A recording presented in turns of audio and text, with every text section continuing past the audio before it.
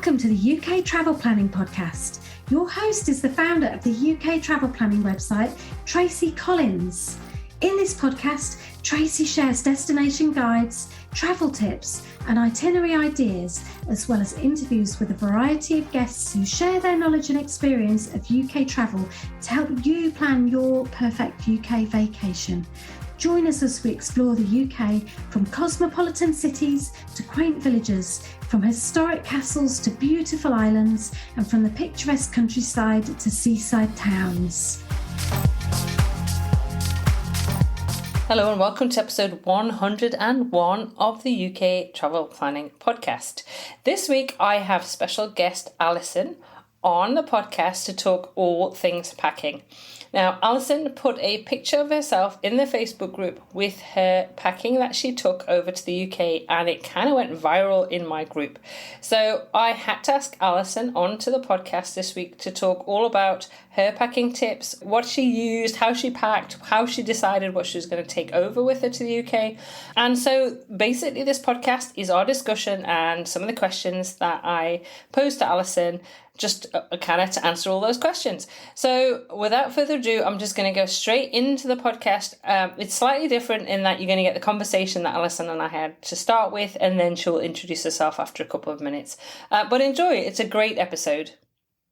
Yeah, so it was really cool in the Facebook group, Alison, because you shared a picture of yourself standing with your luggage. And it immediately triggered off a huge discussion in the Facebook group, which was amazing. I was like, wow. I couldn't believe it. I was like, oh, wow, all these. And we were getting in the cab to go to the airport. So I was like, oh, I was trying to answer some, and then I would put it down. And then when I had a minute to look at my phone, I was like, wow, there's a lot of interest in that picture. Absolutely. I thought, well, something, next time I go, I need to put a picture on and but because obviously I share the packing tips, and I have done a previous podcast, but I just thought, you know what, let's chat to you. Let's get you on the podcast and share basically how you went about it, how you decided what you're going to take, all that sort of stuff. Because I know there's such a lot of interest in it, and it's a huge dilemma. I know. I've just come back from 5 months traveling. I was in warm countries. I was in the UK when it was cold, and then I was back to warm countries. And I don't like taking a lot of luggage. That's the more luggage you take, the more stressed you get. The harder it gets, the more pieces of luggage you've got, again, the more stressed you get. I learned that in early age of traveling. Anyway, so before we shoot into this podcast and really get into the nitty gritty, I'd love you to introduce yourself, Alison. Tell us whereabouts you're from, and then just give us a brief overview of where you went and what your itinerary was. Okay. My name is Alison Liscum, and I'm originally from North Carolina. Right now, my husband and I live on the eastern shore of Virginia, and it has been a lifelong dream for me to go to London. Just London. That's all I wanted to do. And we finally have had the opportunity. But in order to get my husband on board, we had to include Ireland and Scotland, his favorite places that he has been before. He wanted to return. Yeah. So we booked a trip with a tour group, and we went to Scotland, Northern Ireland, and then Wales, and then back to London. But my main focus was London. So we put 4 days on the beginning of that tour and 4 days on the end of that tour. Yeah. Which was great until we started thinking, oh, wow, how are we going to dress for this? That's a big concern, as, we've discussed already. And so that's when I started I was listening to your podcast on what to pack and everything like that. And luckily for us, the weather over there now is exactly what we are having here on the eastern shore of Virginia. And that's the wind, yes, it is very helpful, because I knew that if I could walk outside here, I would be comfortable, over there. But that's what we did. We did 4 days in London, and then we did several days in those other places, and then back to London for another 4 days. And I think another point thinking about when you're on a coach tour like that is that you're often stopping off, because I've actually just done 2 tours in India. So I did a Southern India tour and a North India tour, and it's the first tours I've ever taken. I've always traveled independently, always organized everything myself. What I learned with that is you have to know, if you're stopping off one night, you have to be quick at getting what you want. Yes. You do not want to take everything out your suitcase and to find what you want. You've got to be really, really organized. And I guess that was one of those things that crossed your mind when it came to it. Did, because I also got onto the Facebook group of that tour, and they were saying, don't bring the heavy luggage. You're taking it on and off. Now, granted, they did take our luggage off for us and put it in the hotels, but I wanted to be able to put my suitcase down, put my smaller bag down, and just unzip it, get out what I needed, because I knew it was going to have to go right back in it. So I didn't want to make a big production of the whole setup, Totally get that. So how did you decide? Well, I guess I don't know what was the first thing you decided, what you were going to take, or what suitcases you were going to take, what luggage you were going to look at getting? Well, the more we talked about it, my husband and I, we were like, we should really just do a carry-on, because we're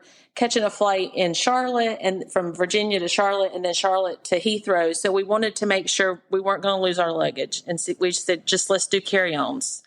Can I just ask you a question about this? Because this comes up quite often. And so when I fly from Australia, because that's where I live most of the time.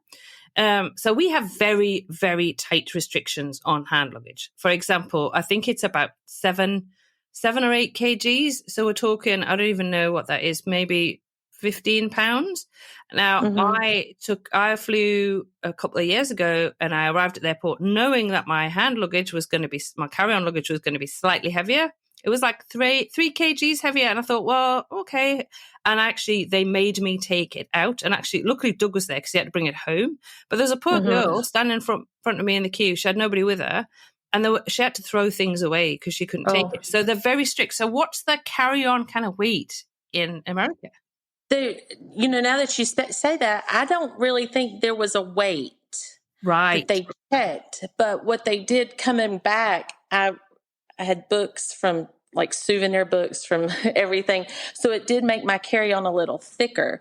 So when I went to board the plane, they looked at it and said, stick it over here in this little space and let's see if it fits. It was a little bulky, so they checked it there at the gate for me. Okay. Which was fine. But there was never a weight. It was more of a size issue. Okay. Yeah, because we get it kind of like the weight and size. They really can't, and sometimes when I've flown out of the UK, not so much of an issue. But I'm always wary. And I think flying from Australia, it would just have to be that bit more wary about the weight limit, because it makes it harder to do carry on, I should say. It makes it harder to carry on for us because we have that limit. So, but that's one thing I have noticed when obviously in the Facebook group and talking to people from North America, that you just seem to have less restriction on carry on than we have, which is lovely. You're so lucky. And I noticed too, leaving the States, they did not check our liquids. Right. Like they wanted, and I was so adamant to have that, but coming back Heathrow, they wanted to see it. They wanted it out in a bag, and see it. So there are different things, but I tried to make sure that I knew what both places would require. I think that's important because, again, I've been to 6 countries and each airport, you never know what people have different airports have different restrictions on carry on, what liquids you can take. I don't know where I was, but I think might have been New Zealand. Oh, no, I think it might have been South Korea with Doug, unless couple were arguing because they only had 100 milliliters in a bottle, but it was a 300 milliliter bottle. So they would not let them take it. So in the end, actually, they took it off them. So again, I think that's a really important point, Alison, that you do check, just because your departing airport allows you to do that does not necessarily mean that the next airport you're going to be departing from, for example, Heathrow is going to let you do it. Well, and I told my husband, I'm a scaredy cat in some things, and I don't want to be in another country and get in trouble for something, So I was looking for the strictest policy and going with that one. Yeah, no, I totally agree. So I know you took 2 bags with you. So were they two exactly the same size? One was smaller than the other. How did that work? So the carry-on that I put my clothes in, it was the 20-inch carry-on. Okay. It was a London Fog 20-inch carry-on. That's what I put my clothes in. And then they have a matching piece, which is a 15-inch under the seat. So it fit under the sink, and that's what I put all of my toiletries in. Okay, and then did that, because I quite like it when you pull one bag. So did the handle, is it the sort of that comes up where the handle comes up and you can fit the other bag on top? Yes, on top. Okay. There's like a sleeve that it can fit over on top. Doesn't that make things easier when you're getting around here? Oh my goodness. It makes things so much easier. Yes. Absolutely. So did you, as well as having obviously the one suitcase, one carry-on bag for your clothes and one for your toiletries, did you have another small purse, handbag, we'd call it? I had a very small crossbody bag that I had with me, just with passport in it that I carried with me all the time. Yeah. And a credit card, my Oyster card, I kept it in there. Yeah. But that was just a very small thing, and they didn't say anything about that. Yeah, you tend to be okay with that. I obviously carry a lot of electronics, which is a problem for me. Yeah. I have so much. It's like, and it's funny you say that, because we were coming back and we had to come back through Charlotte, and we had to come back through TSA because we came in customs, had to get our stuff and come back through TSA. And the TSA lady looked at us and said, "I need all your electronics." And I handed her my phone, and she was like, "That's all you have?" Wow. And I said, "Yes." And she was just amazed. But I mean, that's just all we took. It was just our phones. But yes, I had. I know. I've heard you say, but you work from your trips. Absolutely. So can I just ask, what is TSA? Oh, that is the security, the Transportation Security Administration. I think that's what they're called when you go through and they check your bags, go through security. Okay. I'm sorry. I'd ask. No, it's okay. It's okay. I'm sure plenty of people will know. I was just like, I just need to ask what it is. So let's go through what you packed. So obviously you knew the weather was going to be similar to where you live at the moment. So I guess describe the weather. That would be good, because that would help the packing. So we got there on April the 2nd. It was upper 50s, low 60s. I don't think there was maybe one day it got to 70 and windy. It was windy. So it was chilly. It was chilly. Yeah. At that time. So what I did is I got on Pinterest and I looked up winter wardrobe capsules. Yeah. Which, they just show you pieces that you need and they all intermingle. Yeah. So that's what I did. I said, I'll take 5 pair of pants and 5 shirts that go with everything. Yep. Yeah. And then 2 vests that go with that too. And I even got my husband on board. And we were talking about this today. And he was like, "And tell her I did it too. And tell her." And I said, "I will tell her that you did it too." But even our friend that we traveled with, I said, this would be helpful. I even looked into the pants that I wore. I did take a pair of jeans, but all the other pants were the quick drying material pants. Yeah. In case I needed to wash them, then it wouldn't take 3 or 4 days for them to air dry. Yeah, that's a good idea. I know. I know when I try to take things that are plain colored that will go with everything. So on my trip over to the UK, and actually I'm going to do a video and kind of show what I took. So that's on my list of things to do. I will get around to it. I've just had my hair done, so I think I can probably do a video. I was waiting. So I'll do a video and show it, because I feel very comfortable in leggings. So I find leggings really, really comfortable, really easy to wear when you're traveling. They're comfortable on the plane. They're comfortable when you're walking around. So I just take, I think I had 4 pairs of leggings. So I was there for the winter, so December, January, so it was colder. It was pretty chilly, but I didn't go north. I wasn't up. I did go north. I went as far as Edinburgh, I should say, but I didn't go the far north of Scotland where it would be substantially colder. Cold enough in Edinburgh, saying that was icy. And then 4 or 5 long sleeved plain coloured tops that would match. Yes. So kind of go with that. And then I always say to everybody, depending on what time of year you go, you can buy lovely scarves and a hat and gloves. Mm-hmm. My mum has just counted. I have 16 scarves at her house, apparently. Oh, wow. Well, maybe I'm a scarf collector.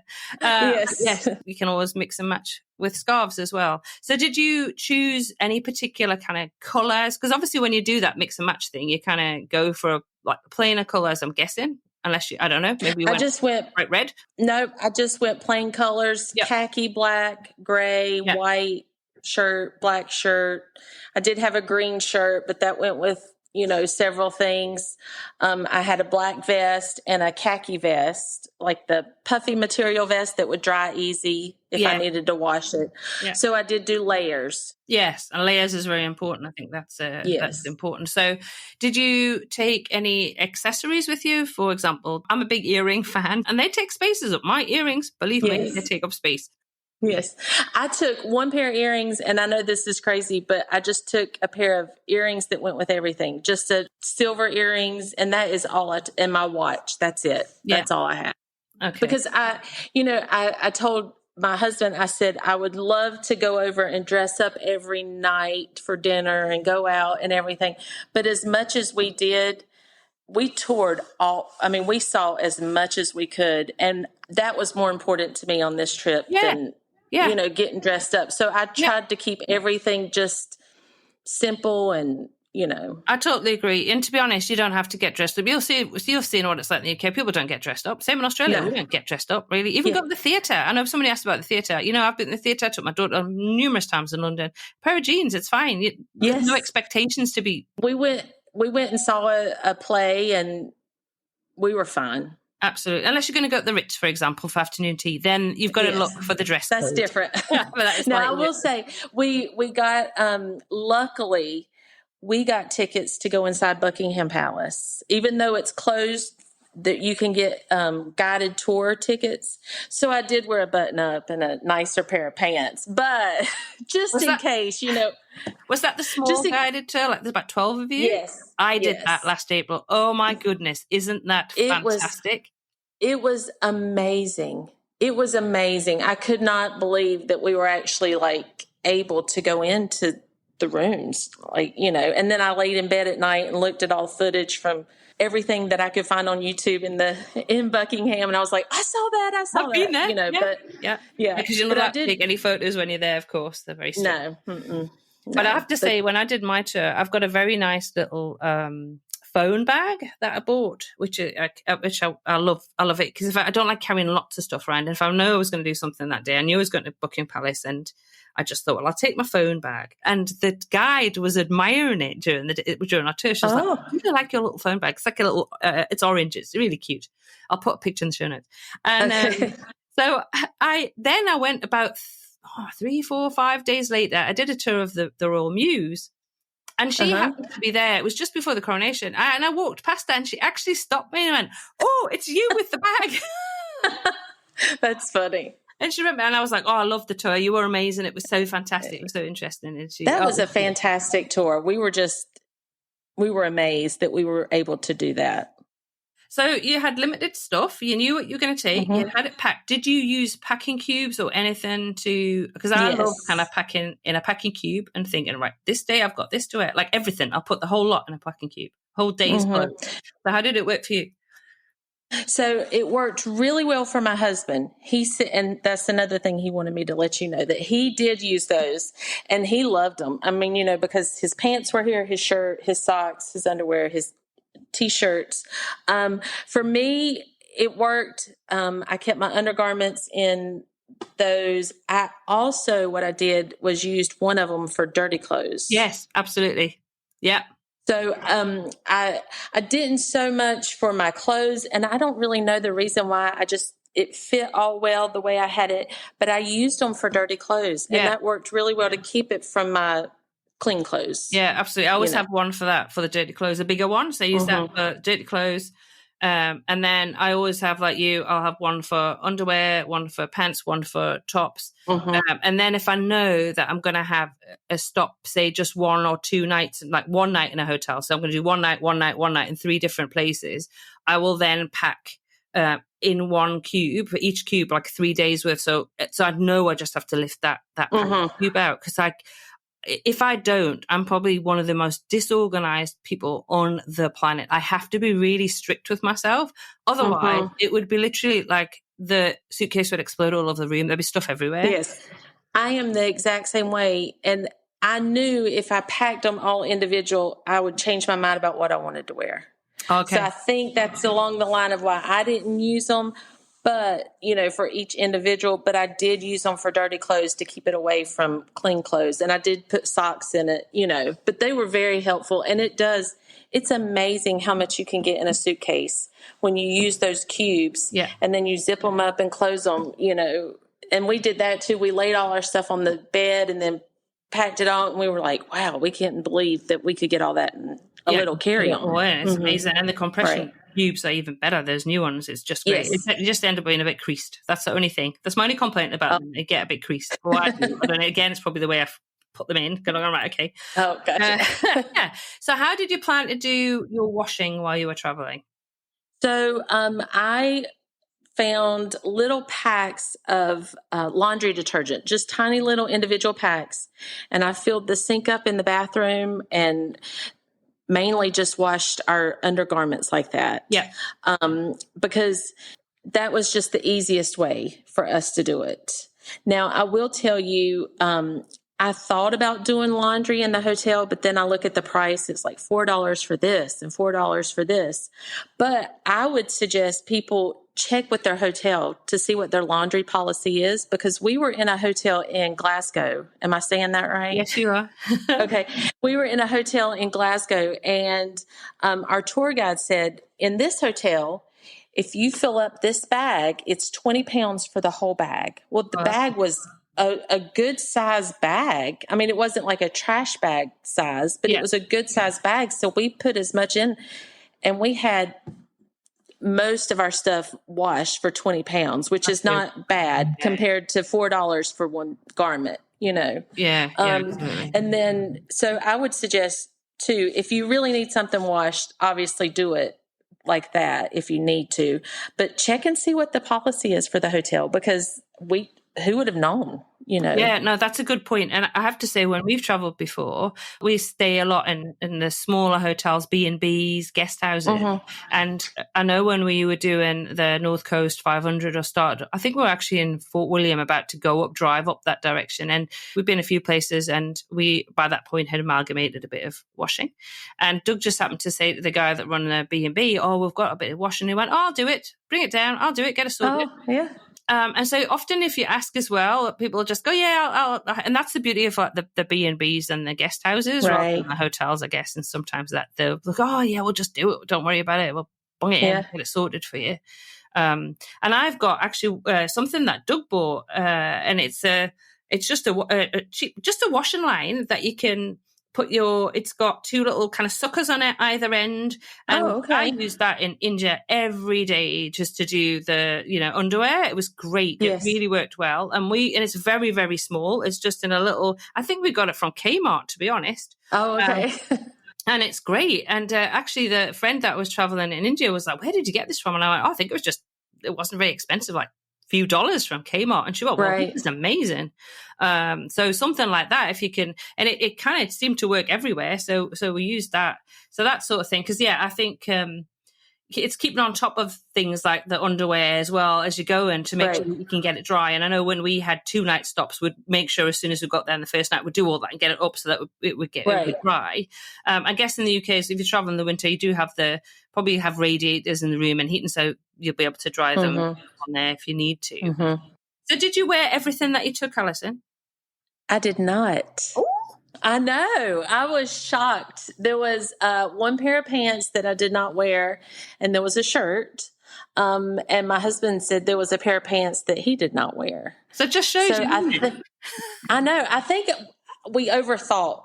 Like, I wore a pair of jeans one day, and I got back, and I was like, I haven't messed them up. There's nothing wrong with them. I'll just wear them again tomorrow. I mean, and it's a side of myself I never knew existed. That I would do that. You're not going to see those people again. So whatever. I think I went like 3 days in Scotland. It wasn't hot. I wasn't sweating. I was fine. You've got this. I actually think I bought a bottle of that spray that you can put on your clothes that refreshes them overnight. Just hung them up. Yes. Sprayed that on. And they're great. They were a great invention. Buy a bottle of that, and that'll keep things fresher as well.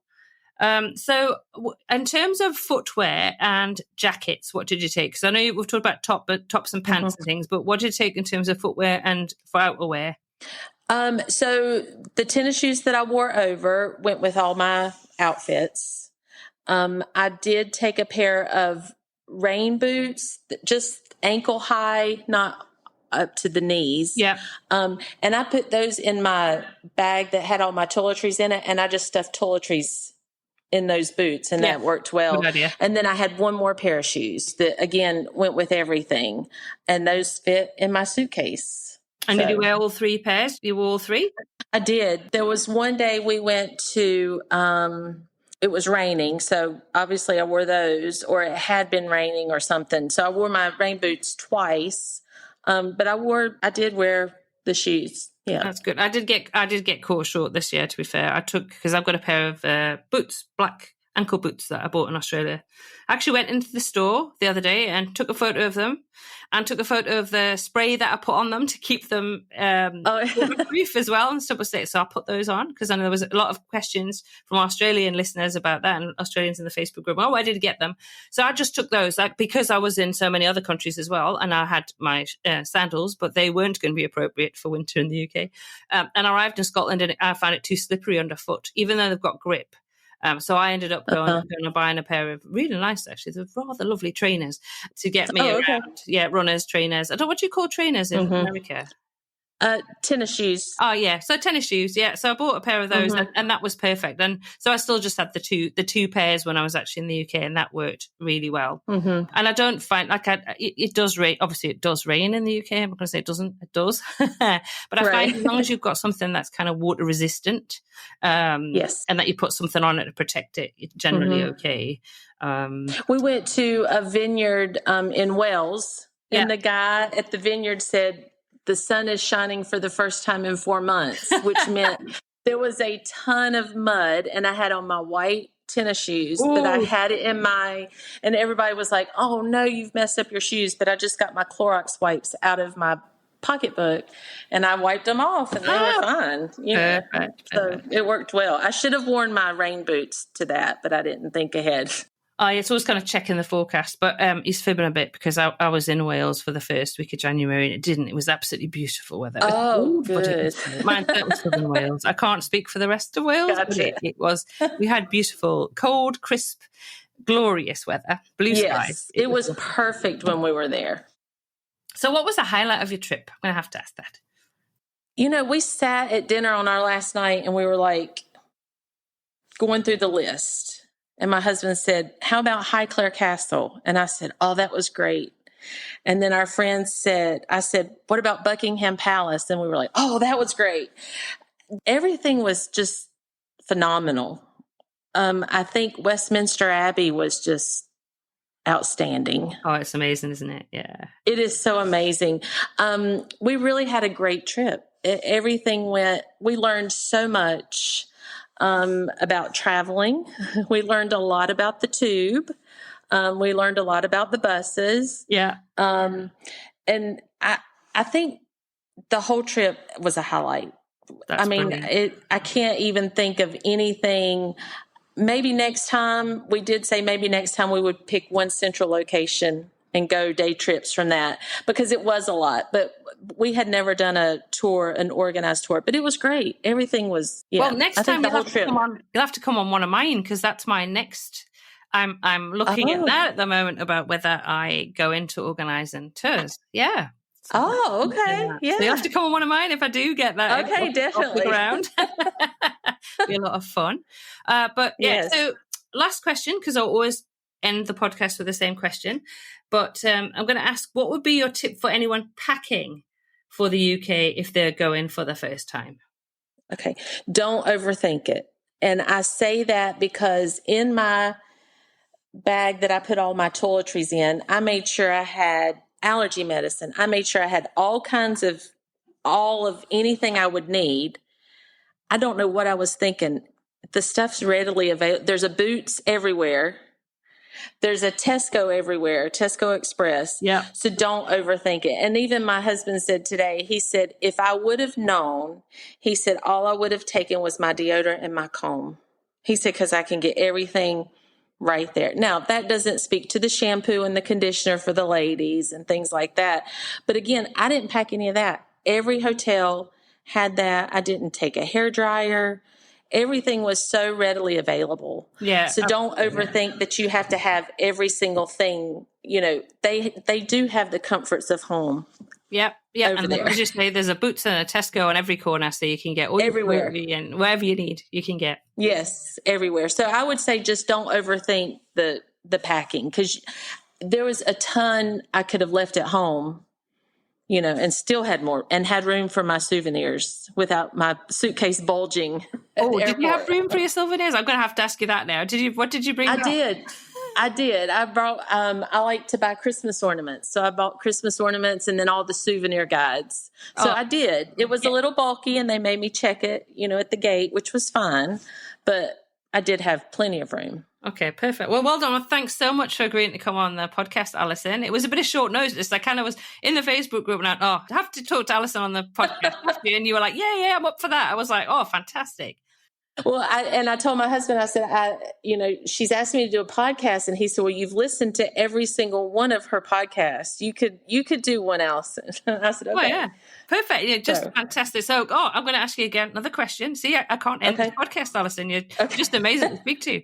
So do you have a favorite podcast? Because we're heading for, actually, this episode is going to come out as episode 101, which will be after our big 100 episode. Oh, yay. So is there a favorite episode in, I guess we're on 95 now, out of the 95 that we had, is there one at the top of your head that you go, or is a type of podcast that you particularly like? I think, oh my goodness, like any of the podcasts, what to know when you're traveling, like any of the ones where you said, don't forget to look to the left first. Yeah. You know, when you're crossing the street, any of those practical tips. I love listening to all the like day trip podcasts and everything, but the podcast where you would give like little bits and pieces, because you would say, or your guest would say one little phrase that would stand out. And when I was over there, I was like, wait a minute, they said something about that, you know? Yeah. So I think it's the practical tip podcast that I enjoy the most. Brilliant. Well, again, thanks so much, Alison, for coming on. It's been great chatting to you today. Thank you for having me. Thank you for tuning in to this week's episode of the UK Travel Planning Podcast. As always, show notes can be found at uktravelplanning.com. If you've enjoyed the show, why not leave us feedback via text or a review on your favourite podcast app? We love to hear from you, and you never know, you may receive a shout out in a future episode. But as always, that just leaves me to say, until next week, happy UK travel planning.